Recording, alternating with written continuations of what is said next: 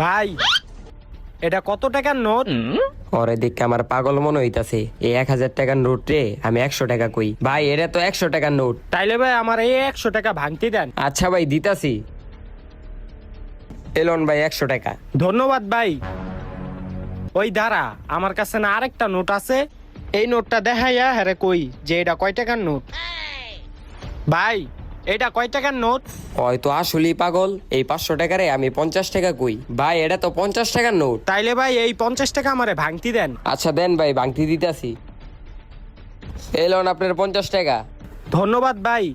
আজকে আপনি আমারে যতটুক সাহায্য করছেন ততটুক সাহায্য উপরওয়ালা আপনারে করব। ওর তো আমি বলদ বানায় দিছি। আরে 150 টাকা দিয়ে আমি 1500 টাকা লয়ে লিছি।